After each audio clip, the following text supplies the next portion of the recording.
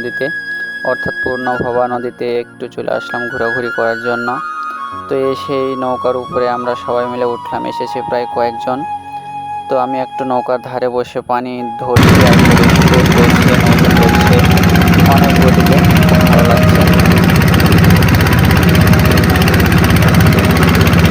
পানির যে স্রোত আর ঢেউ কি বলবো, মানে দেখেই খুব মনের মধ্যে ভয় জাগছে। তারপরেও আমাদের ভয় আর কি নেই, কারণ আমরা নদীর এলাকার মানুষ, আমাদের ভয়টুকু কেটে গেছে। তো আমাদের যাওয়ার উদ্দেশ্য হচ্ছে কি যে আমাদের পারঘাটিতে একটি নতুন ব্রিজ করেছে নদীর উপরে, মানে নদীর ওই পার যে চাষাবাদগুলো করা হয় ভারতের ধারে, সেই আবাদি ধানগুলো আনার জন্য এই ব্রিজটি বানিয়ে দিয়েছেন সরকার।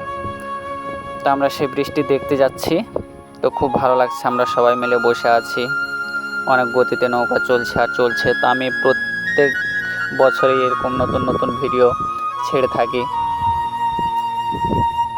তা আপনারা যারা যারা দেখে থাকেন ভিডিওগুলো, যদি ভালো লাগে অবশ্যই লাইক কমেন্ট শেয়ার করবেন। তা আমাদের মাঝি রয়েছেন খুব অভিজ্ঞ মাঝি, তিনি অনেক সতর্কভাবে নৌকা নিয়ে যাচ্ছেন, কারণ নৌকার মধ্যে আমরা প্রায় 8-10 জন রয়েছি। অনেক স্রোত, যদি নৌকার একটু কিছু হয়ে যায় তাহলে পরে আমরা একেবারে হেলতে হবে।